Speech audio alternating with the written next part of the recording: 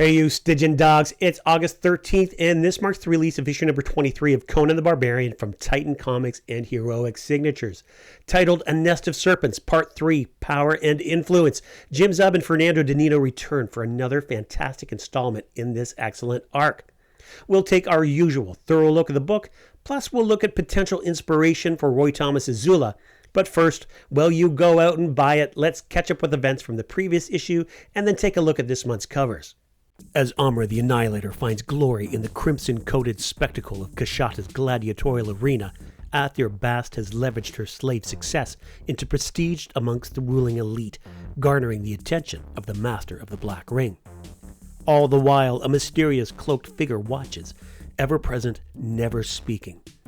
No longer willing to serve as a symbol of the sorceress's success, Conan seeks his freedom. The strength of Crom's child in ready battle against sorcerer's control. When from the shadows unseen moves a cloaked figure, a well-struck blow knocking the enchantress unconscious, before him stands Zula, willful warrior and shapeshifter of the Black Kingdom. And here are this month's covers. Cover A is another great one from Dan Panosian. Cover B is from Greg Staples. And here's cover C from Joe Gomez. And cover D from Sweeney Boo. Now, let's move on to the issue itself. And here we go.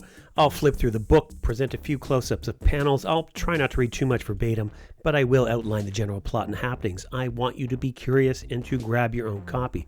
Seriously, I implore you, buy these comics. I want to give you a sense of how things look and to hopefully convey my excitement and a few summary thoughts. But be warned, if you want a pure reading experience, and I know you do, I would caution you about spoilers. If inclined, feel free to skip ahead to the conclusion. My summary review there will be generally spoiler-free. On the inside cover is an advertisement for Tim Lebbon's new novel, Conan Songs of the Slain. I haven't read this one yet. I'm waiting for it to go on sale, but I'm really looking forward to it. After that, credits for the teams at Heroic Signatures and Titan Comics. Turning the page, the Numidian Chronicles, a map for wayfinding, and a summary of events thus far. Nest of Serpents, Part 3, Power and Influence. We find the enchantress Athir Bast unconscious at the feet of a mysterious stranger, his identity now revealed to the Cimmerian as Zula, guardian of the grasslands and eternal foe of the servants of Set. Grim Jim Zub, writer, ferocious Fernando Dagnino, artist, dangerous Diego Rodriguez, color artist, Richard Starkings and Comicraft's Tyler Smith, lettering, calamitous Chris Butera, editor. Freeing Conan from his manacles, Zula tells him of his intrigues, of Athir Bast's ambitions, and the attention of Thoth-Amon, a name familiar from the past and in the present, whispered in fear. And a foe not so simply killed. Zula's request for the Cimmerian service against Stygian machinations will see his debt paid.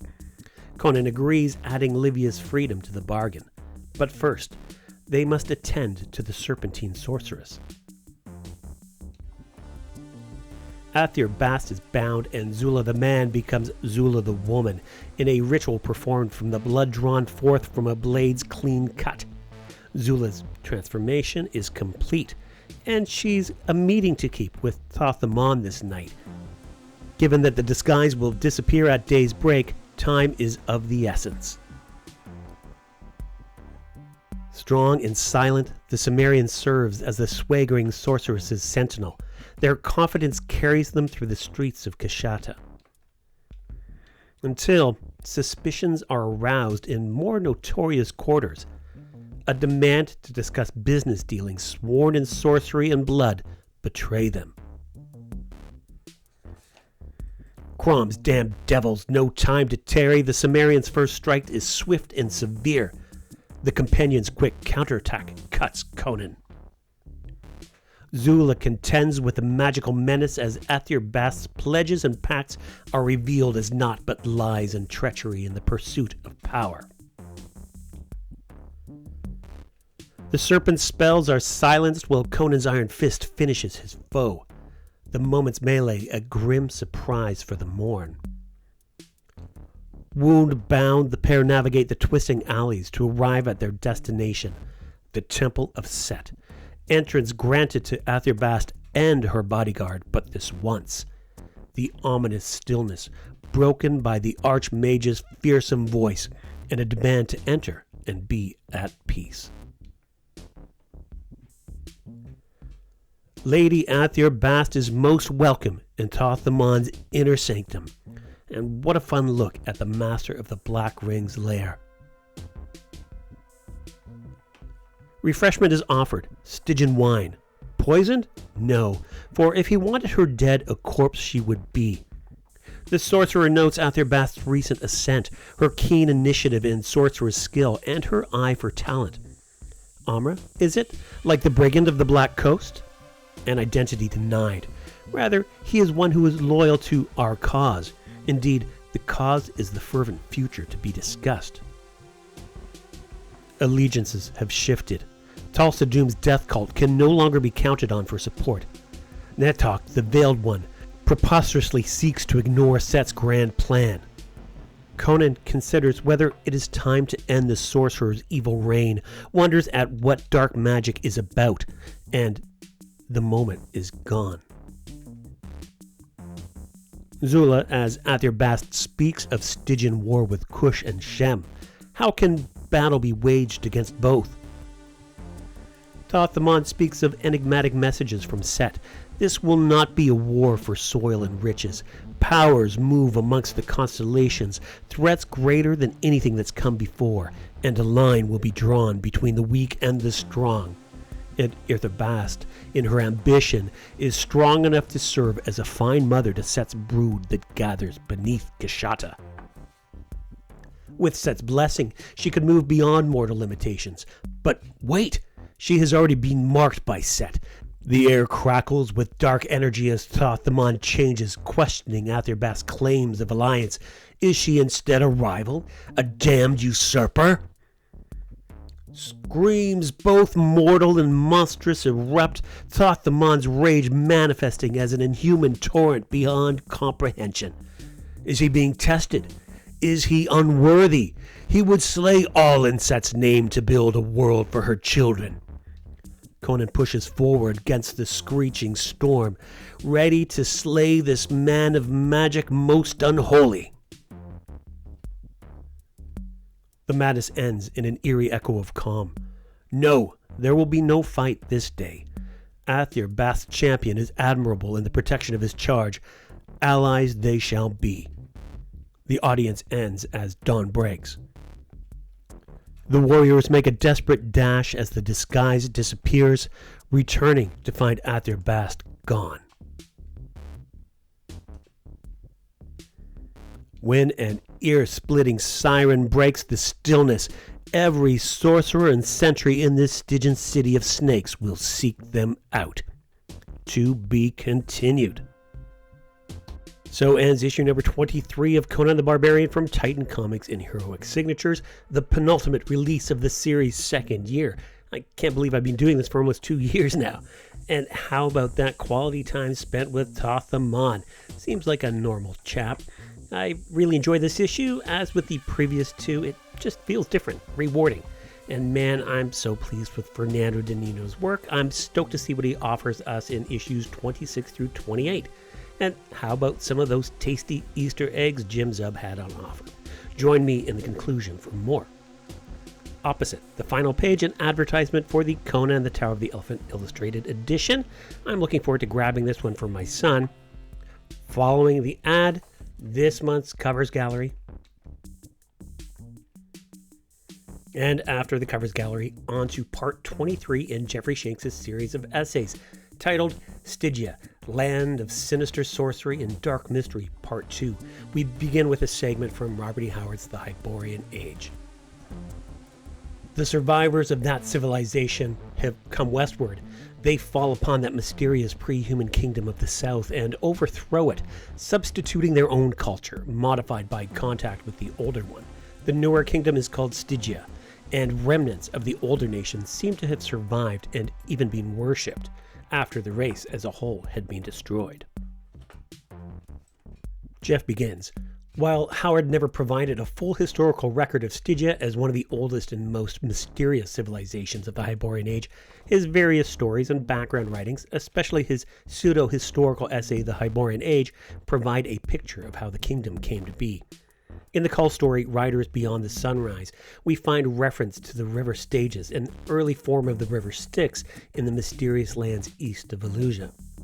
In the antediluvian days, lands inhabited by pre-human races such as the Serpent Men, the monster kings that first constructed the Black Pyramids and temples of Set, leaving behind the ruins that later Stygian civilization would be built upon. The essay The Hyborian Age suggests that Stygia was founded long before most of the other human civilizations. Proto-Stygians, forced out of their lands by the Lemurian slaves, sent wandering to the lands along the river Styx, where they conquered the pre-human race that dwelt there. Absorbing the knowledge of this ancient conquered race, the Stygians began building cities and developed complex religious hierarchies, while the Hyborian tribes of the north remained in a primitive state. Over time, Stygia developed into a powerful and highly structured theocracy ruled by a priestly elite that claimed divine authority through Set, with magic and necromancy wielding tremendous power over the living and the dead.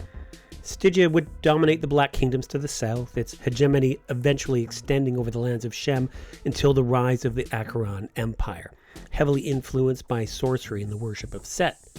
Several thousand years before the time of Conan, Hyborians of the north destroyed the empire of Acheron, establishing the new kingdoms of Aquilonia and Numidia, while freeing the nomads of Shem from their Stygian yoke.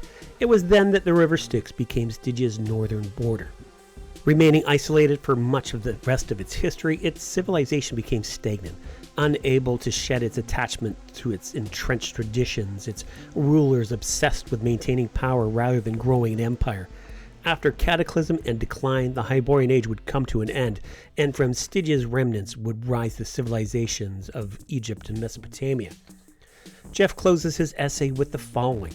Though the sands of time may have buried its pyramids and monuments, the dark legacy of Stygia still slithers underfoot like a hidden serpent ready to strike. Jeffrey Shanks' essays are always a rewarding read, and be sure to check out his recent conversation with our dog brother Lion from Sword and Sorcery Book Club. Check out the link in the video description. After Jeff's essay, an advertisement for a new era of bravery and heroism. The must-have trade paperbacks and omnis just begging for a home on your overburdened bookshelves. And on the back cover, coming soon, the Conan Battle of the Blackstone action figure. Sean Curley suggested that we'll see pre-order details in the fall, along with what is likely to be an awesome stop-motion animation advertisement. I can't wait for that. In response to my video on issue number 20 of Conan the Barbarian, our dog brother Kieran Meeks encouraged us to check out the 1958 film Tarzan's Fight for Life. He noted that not only is it one of the better Gordon Scott Tarzan films, but it also stars Woody Strode in the role of the warrior Ramo, in this film nemesis to Tarzan, who, in his opinion, must have been Roy Thomas's direct inspiration for the creation of Zula, right down to the mohawk haircut and even a tiger skin loincloth. It's pretty uncanny, really. So, who was Woody Strode? Born in Los Angeles on July 25, 1914, Strode was an actor, football player, and professional wrestler, recognized for his pioneering roles as a black actor in Hollywood. He excelled as an athlete at UCLA, where he was among the first black players to integrate major college football in the 1930s. He played professionally in the NFL for the Los Angeles Rams and in the Canadian Football League, winning a Grey Cup for the Calgary Stampeders before transitioning to acting. In film, Strode gained prominence for roles like the gladiator drama in 1960's Spartacus, for which he was nominated for a Golden Globe, and the title character in Sergeant Rutledge, a John Ford Western addressing racial prejudice. He appeared in over 60 films, often in westerns and action roles. His athletic physique and dignified presence made him a standout, though he did face the inevitable industry typecasting. Strode was a trailblazer for racial integration in sports and entertainment, breaking barriers alongside figures like Sidney Poitier. He also had a career in professional wrestling, showcasing his strength and charisma. Strode passed away December 31st, 1994. He's a pretty formidable guy and a truly great presence on screen. So, was Woody Strode's role in Tarzan's Fight for Life the visual influence for Zula in the comic books? Well, the verdict is still out, but trust me, I'm seeking confirmation. What are your thoughts? Let me know if you happen to know more on this. It's hard to believe we've arrived at the penultimate issue of the second year of Conan the Barbarian from Heroic Signatures and their publisher Titan Comics. And it'll be a year ago next week that Jim Zub let me know that Fernando Dagnino would be illustrating this 4-issue arc. Now, here we are, almost at its end, and what an arc it's been. I feel like Zub and Dagnino have hit a pretty special stride here. To me, each of these past 3 issues has differed enough in setting, tone, and narrative to give the reader a truly self-contained monthly adventure within the grander story arc in a way that this year's other arcs haven't quite achieved. It all feels very refreshing, which isn't to say that I haven't enjoyed what's come before. Zub's Frost Giant's Daughter arc was sublime homage to Robert E. Howard, but there's something in this arc that effectively evokes a sense of nostalgia for the monthly Conan adventures from years past. The return of Zula and the promise of 2 against Kashada City in the next issue might also help in this regard.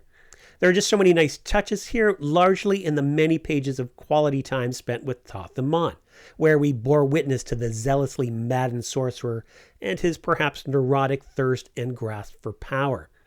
The sorcerer mentioning Natok, the Veiled One, a reference here to the sorcerer from Robert E. Howard's Black Colossus, talk of Tulsa Doom's death cult, and what I think is my favorite bit, Thoth-Amon's reference to powers that move amongst the constellations, threats greater than anything that's come before. Surely this must presage the pending arrival of Shuma-Gorath, likely part of the epic cosmic event Zub hinted was coming next year during the San Diego Comic-Con panel. Issue number 23 of Conan the Barbarian delivers, as Jim Zub weaves subtle nods foreshadowing epic events to come, and Fernando Dagnino cements his top-tier status as a Conan artist. This is another satisfying monthly adventure with sights set on a fantastic future. Thanks for watching.